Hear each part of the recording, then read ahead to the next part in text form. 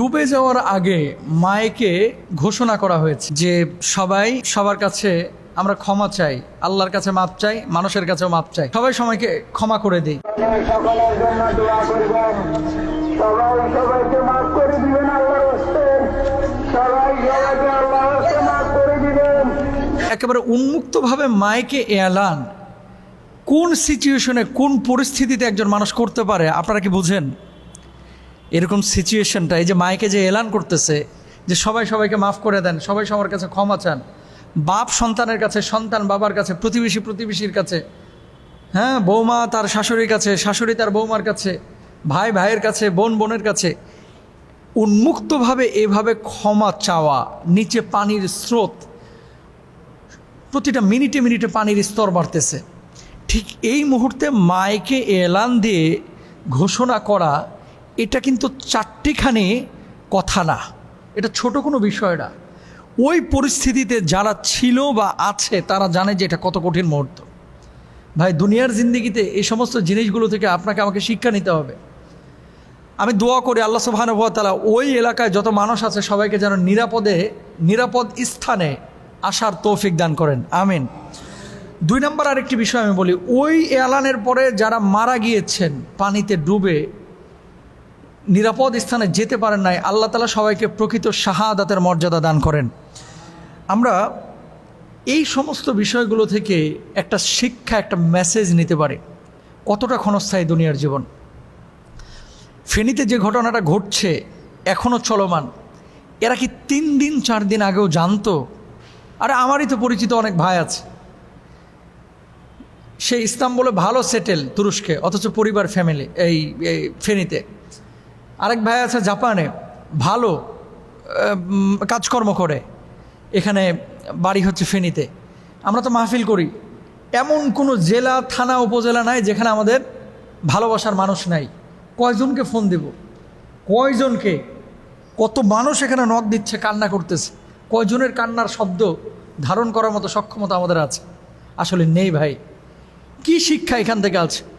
জীবনের মোড়টা যে কোনো মুহূর্তে ঘুরে যেতে পারে, জীবন প্রদীপটা যে কোনো মুহূর্তে নিভে যেতে পারে। এখন ভালো অবস্থায় আছে, যে কোনো সময় অবস্থার পরিবর্তন ঘটে যেতে পারে, এটা কিন্তু কেউ জানি না আমরা। যে কোনো সময়, যে কোনো মুহূর্তে, যে কোনোভাবে, যে কোনো অবস্থা পরিবর্তন হয়ে যেতে পারে। সুতরাং জীবনের প্রত্যেকটি ক্ষেত্রে আমাদের উচিত হবে যে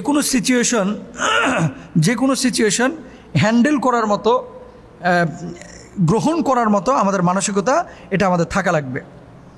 আরেকটা বিষয় আপনাদেরকে বলি প্রিয় ভাইরা আমার, সেটা হচ্ছে এই যে মাইকে এলান হলো বা ঘোষণা হলো, এলান বা ঘোষণার পরে অনেক মানুষ কান্নাকাটি করেছেন, ক্ষমা চেয়েছেন, আল্লাহর কাছে ইস্তেগফার করেছেন। যখন আপনি বুঝবেন যে আপনি মারা যাচ্ছেন বা মারা যাবেন, তখন অনেকে তওবা ইস্তেগফার আমরা বেশি বেশি করি। তো তাহলে তওবা ইস্তেগফার সে সময় না করে আরও আগেই আমাদের করা উচিত ছিল। রূহ যখন গলার মধ্যে চলে আসে তখন কিন্তু তওবা ইস্তেগফার আর কবুল হয় না। তারপরে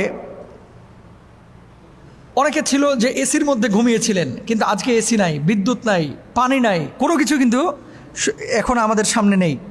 তারপরে দেখেন আমাদের ভাইয়েরা যারা স্বেচ্ছাসেবক হিসাবে ঢাকা থেকে আপনার গিয়েছে, এলাকায় গিয়েছে, এই ভাইয়েরা পর্যন্ত অনেকে বিপদে পড়ে গেছে, যাওয়ার আগে কখনো ফিল করে নাই যে আসলে এরকম এতটা ভয়াবহ মুহূর্ত।